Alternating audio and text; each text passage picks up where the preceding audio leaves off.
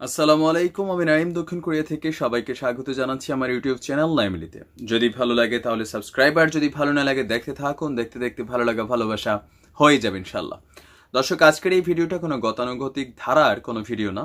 এই ভিডিওটা আপনি চাইলে আপনার পরিবার, বন্ধু বান্ধব, আত্মীয় স্বজন সকলের সাথে শেয়ার করতে পারেন, কারণ এই ভিডিওতে রয়েছে আপনার আমার জন্য যারা সোশ্যাল মিডিয়া ব্যবহার করি তাদের জন্য খুব ভয়ঙ্কর আর কি বলা হয় যে একটা শিক্ষণীয় মেসেজ। কি সেই মেসেজ? যে সোশ্যাল মিডিয়া ব্যবহারকারীরা আমরা যারা আছি, সবাই যারা সংসার জীবনে আছি, আমাদের সংসার জীবনে চলাফেরা করতে গেলে নানান ধরনের ভুল বোঝাবুঝি সংসারে টুকিটাকি হয়। আমাদের স্ত্রী অনেক সময় রাগ করে বাপের বাড়ি চলে যায়, বা আমরা জামাইরা অনেক সময় সাময়িক একটা দূরত্বে যাই।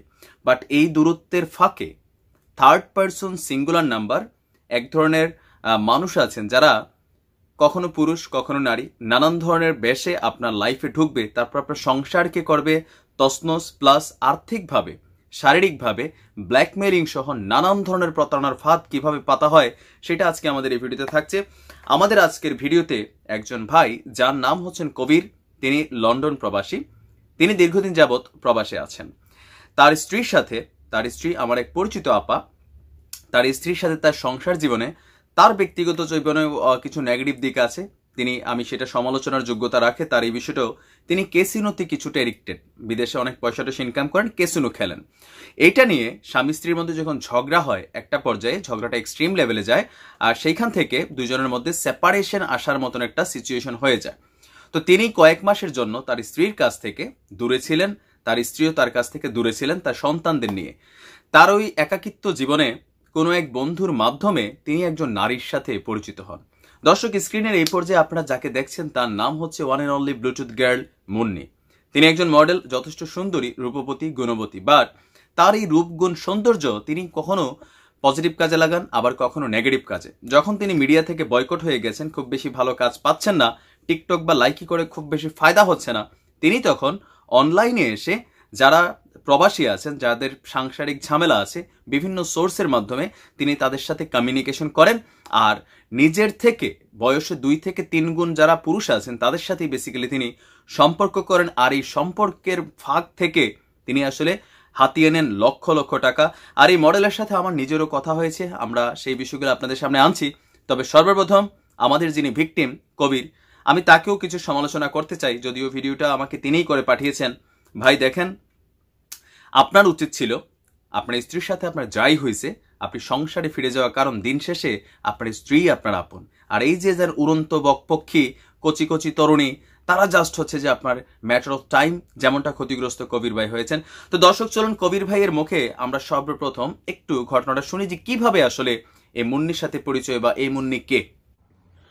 প্রথমে আমি ব্যক্তিগতভাবে আমি আমার স্ত্রীর কাছে ক্ষমা চেয়ে নিচ্ছি, আমার পরিবারের কাছে ক্ষমা চেয়ে নিচ্ছি, এবং আপনাদের সকলের কাছে ক্ষমা চেয়ে নিচ্ছি।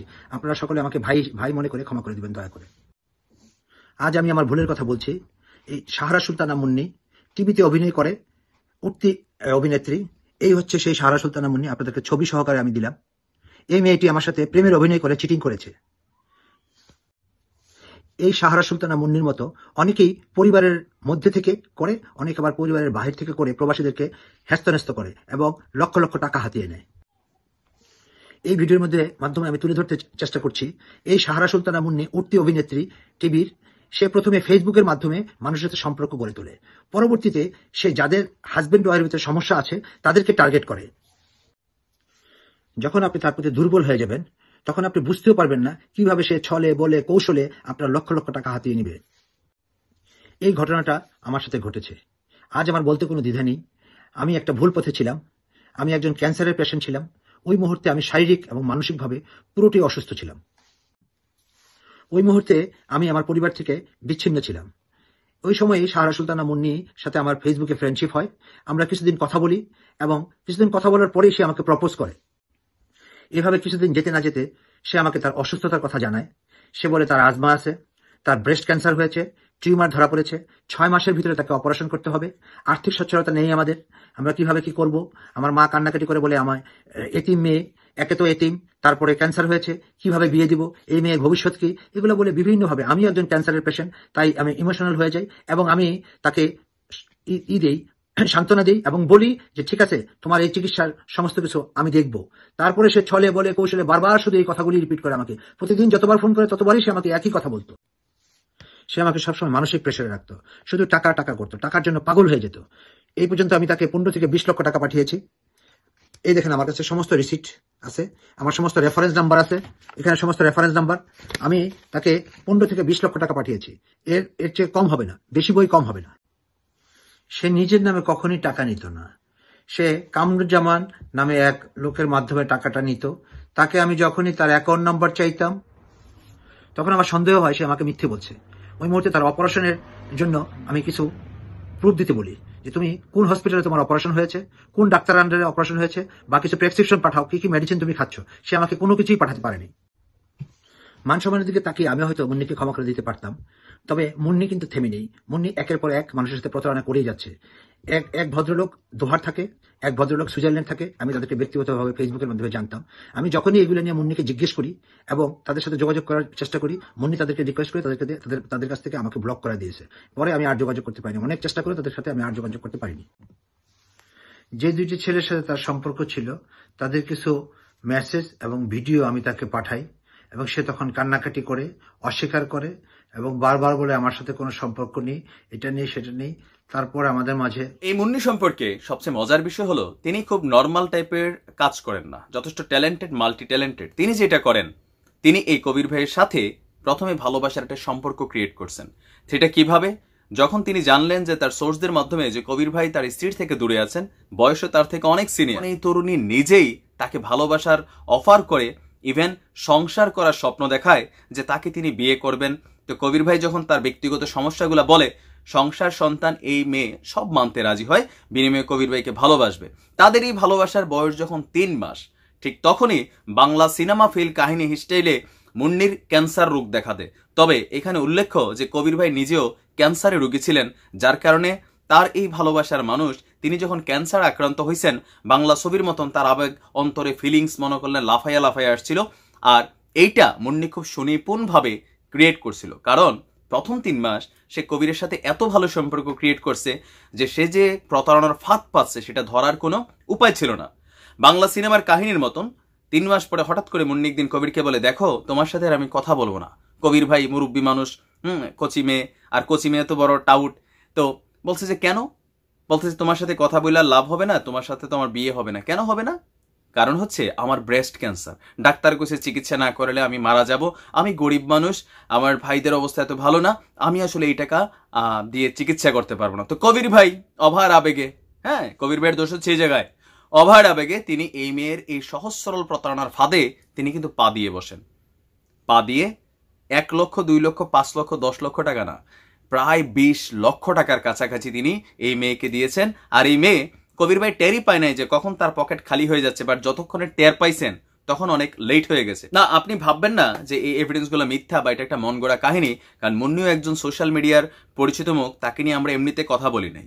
আমি যখন মুন্নির সাথে যোগাযোগ করেছিলাম, প্রথমবার এই ঘটনার সম্পর্কে নক করেছিলাম, তিনি তাৎক্ষণিক আমার সাথে পোল্টি মারছিলেন। তো আমি তাকে কিছু টোপ ফালাইছিলাম, বলছিলাম যে দেখেন আমাকে তো টাকা দিবে নিউজটা করার জন্য, আপনি চাইলে আমি নিউজটা অফ করে দিব, আপনি সত্যটা স্বীকার করেন। বাট তিনি বড়ই চালু, তিনি আমার সাথে এখানে স্বীকার না করলেও যে সোর্সের মাধ্যমে কবির ভাইয়ের কাছে তিনি পৌঁছেছিলেন, তিনি সেই সোর্সের এক বন্ধু তাকে কিন্তু নক করছেন। বাট মুন্নি জানতো না যে তার ফোন কলগুলা রেকর্ড হচ্ছে। তো সেই ভাইয়ের কাছ থেকে যে আসলে কবির ভাই কি সত্য বলছে, এই মেয়েটা কি সেই মেয়ে যে কবির ভাইয়ের কাছ থেকে চিকিৎসার নাম দিয়ে, ব্রেস্ট অপারেশনের নাম দিয়ে 16 থেকে 20 লক্ষ টাকা হাতিয়ে নিয়েছেন। তা আমরা কবির ভাইয়ের বন্ধুর কাছ থেকে সামান্য একটু শুনে আসি যে আসলে এই মুন্নি কিভাবে কি করতো। আচ্ছা, আমার নাম মোহাম্মদ নাকিব। কবির আমার ছোট ভাই এবং বন্ধুর মতো, আমরা অনেক দিন একসাথে ওঠা বসা। এখানে মুন্নি যে আছে কবিরের সাথে অনেক দিনের সম্পর্ক এবং ওদের সাথে যোগাযোগ কন্টিনিউ এবং ওদের সাথে প্রেমের সম্পর্ক আমি জানি। এবং আমি 2017 যখন দেশে যাই, ও অনেক কিছু দিয়ে দিছে আমাকে, ওর গিফট। এবং ওই মুন্নি আমার বাসায় এসে নিয়ে গেছে। তারপরে যখনই কোনো সমস্যা হয় ওদের রিলেশনে, তখন আমাকে ও টেলিফোন করলে আবার আমি অনেক সময় বইলে টইলে ঠিক করে দিয়েছি। ইদানিং 1 সপ্তাহ আগে ওই নাইম ভাইয়ের সাথে টেলিফোন করার পর আমাকে টেলিফোন করছে এবং ও স্বীকারও করছে আমাকে যে ও টাকা নিছে অনেক ওর থেকে। আমি নিজেও জানতাম না ও টাকা নিত কি না, তো অনেক নানান অজুহাতে অসুস্থতার কথা বলে টুলে টাকা নিছে, ও আমাকে বলছে। দর্শক, এটা একটা বিশাল গল্প, এই গল্পের কখনো কোনো শেষ হবে না। এখানে নানান ধরনের ক্রাইম আছে, তারপর হচ্ছে প্রতারণার ফাঁদ আছে। আইনের চোখে মুন্নি অপরাধী না, কারণ কবির ভাই নিজে পকেট থেকে টাকা দিয়েছে। আবার আইনের চোখে কবির ভাই অপরাধী না, কারণ কেননা মুন্নি প্রতারণার ফাঁদ পেতেছে। বাট দিন শেষে লুজার কিন্তু কবির ভাই হয়েছে। আর আজকের এই ভিডিও যখন পাবলিশড হচ্ছে তখন লুজার কিন্তু মুন্নি হয়েছে। এই বিষয়গুলা কবির ভাই চাচ্ছিল না তিনি সামনে নিয়ে আসেন, কিন্তু কখন এই বিষয়টা সামনে আসলো? অনেক সময় হয় কি যে আমাদের জীবনের চলার পথে আমরা ছোটখাটো ভুল করি, আর সামাজিক মান মর্যাদার খাতিরে সেই ভুলগুলোকে আমরা গোপন রাখার চেষ্টা করি। ভাবি যে আমার পাশের যে মানুষটা আছে সে হয়তো বয়সে ছোট, ভুল করছে, সে হয়তো থেমে যাবে। কিন্তু যখন আমি দেখি বা আপনি দেখেন যে ওই মানুষটা থামার বদলে সে এইখানে এতগুলো টাকা পাইয়া সে ঝাপাইয়া পইরা আরো বিভিন্ন জায়গায় সে একই ধরনের প্রতারণার ফাঁদ পাচ্ছে, এই গল্প যখন কবির ভাইয়ের কানে পৌঁছায় তখন তিনি আমার সাথে যোগাযোগ করেন আর বিষয়টাকে সামনে আনার জন্য বলেন। তা আমি ওনাকে বলেছি, আপনার এই ভিডিও যখন সামনে আসবে, আপনার ভিডিও স্টেটমেন্ট যখন সামনে আসবে, আপনিও সামাজিকভাবে কিছুটা হেয় প্রতিপন্ন হবেন। বাট কবির ভাইকে আমি স্যালিউট করি এই জায়গাতে যে তিনি বলছেন, ভাই আমার তো বয়স হয়ে গেছে, বুড়া মানুষ, আমি নয়তো কিছুটা অপমান হইলাম, আমি নয়তো সমাজের চোখে কিছুটা ছোট হইলাম, বাট তারপরেও এই ধরনের মেয়ে শুধু একা না, আরো হাজারো এরকম মেয়ে আছে, তাদের সম্পর্কে যেন জাতি জানতে পারে, এই মেয়েগুলোর হাত থেকে যেন সমাজের যুব সমাজের মানুষরা বা প্রবাসী ভাইরা তারা যেন সেফ থাকে, সেই কারণে নিজের মান সম্মান মর্যাদা আমি নয়তো আজকের মতো বলি দিলাম। তো আমি ধন্যবাদ দেই কবির ভাই, আপনি যাই করছেন, দিন শেষে আপনি আপনার অপরাধ বুঝতে পারছেন আর আপনি প্রকাশ্যে এসে স্বীকারোক্তি দিয়েছেন, এই কারণে আপনাকে স্যালিউট করি। তবে মুন্নির সাথে যখন আমার কথা হয়েছে, তার ভাই কানেকশন অনেক বড়, সে আমাকে বলছে যে পুলিশের যিনি প্রধান আছেন, না জানি র্যাবের যিনি ডিআইজি আছেন, সে তার আত্মীয়, তার সচিব আছে, মন্ত্রী আছে। তো আমি মুন্নিরে বলছি যে দেখেন, আপনার হয়তো অনেক কানেকশন থাকতে পারে আপা, কিন্তু আপনি যদি সত্যবাদী হন, যদি কবির ভাই আপনার বিরুদ্ধে কোনো ডিজিটাল কি বলা হয় মিথ্যা কথা বলে থাকে, তাহলে আপনি ডিজিটাল নিরাপত্তা আইনে কবিরের বিরুদ্ধে ব্যবস্থা নিতে পারেন। কারণ এই টোটাল ভিডিও যে স্টেটমেন্টটা অনেক বড়, বাট আপনারা এতক্ষণ ধৈর্য ধরে দেখবেন না, এই কারণে আমি জাস্ট মেইন পয়েন্টগুলো সামনে নিয়ে আসছি। যদি কবির ভাই মিথ্যা বলে থাকে তাহলে মুন্নি আপনার জন্য আইনগত ব্যবস্থা নেওয়ার সুযোগ রয়েছে, আপনি কবিরের বিরুদ্ধে আন্তর্জাতিক আদালতে মামলা করতে পারেন। আর যদি তিনি সত্যবাদী হয়ে থাকেন তাহলে আপনি বিষয়টার জন্য জীবনের শিক্ষা নেন। হয়তো আমি আপনাকে অনেক ভদ্র ভাষায় বিষয়গুলো উপস্থাপন করেছি, কিন্তু অসংখ্য ইউটিউবার আছে সামান্য পয়সার বিনিময়ে আপনার ইজ্জত পাংচার করতে, আপনাকে ছবি এডিটিং করে নানান ধরনের নোংরামি করতে কিন্তু দ্বিধাবোধ করবে না। নিশ্চয়ই আপনি সম্মানিত পরিবারের, আমাদের উদ্দেশ্য কখনো কাউকে অসম্মানিত করে না, বাট যেটাতে সমাজ এবং জাতির জন্য মেসেজ থাকে সেটাকে সামনে আনাও আমাদের নৈতিক দায়িত্ব। সেই কারণে আজকের এই ভিডিওটা। আর কবির ভাইয়ের উচিত আপনার স্ত্রীর কাছে মাফ চেয়ে, জীবনের মতন শিক্ষা হয়েছে কই আপার কাছে আপনার ক্ষমা চাওয়া উচিত, কারণ আপনি যে স্ত্রীকে অবহেলা করেছেন শেষে আজকে সেই স্ত্রী আপনার আপনজন, আর এটাই হচ্ছে বাস্তবতা। মুসলিমের বউ যদি আজকে থাকতো, ভাবিয়ে গেছে বাড়িতে, এই কারণে আজকে ভাবিরে খবর দিলাম না। বাট পরবর্তী সময় যদি আপনি বিষয়গুলো নিয়ে উল্টাপাল্টা কোনো বাড়াবাড়ি করেন, তাহলে তখন আপনার আরো এভিডেন্স আমি এই ভিডিওতে আপনার জন্য নেক্সটে আবার রিপ্রেজেন্ট করব। আর আশা করবো যে এটা আপনি আপনার জীবনের একটা শিক্ষা হিসাবে, 20 লক্ষ টাকা খাইছেন কম না, সো আপনি হজম করেন। আর যদি আপনার মনে হয় যে আপনার বিরুদ্ধে এটা মানহানিকর বিষয় হয়েছে, তাহলে আপনি আইনগতভাবে কবিরের বিরুদ্ধে ব্যবস্থা নিতে পারেন। আর যদি কবির ভাই সত্যবাদী হয়ে থাকে, আমি তো জানি ঘটনাটা অরিজিনালি আপনি কি করছেন না করছেন, তারপরেও আপনিও জাতির কাছে সরি বলা উচিত। তো ভালো থাকুন, সুস্থ থাকুন দর্শক, আজ এই পর্যন্তই। আসসালামু আলাইকুম।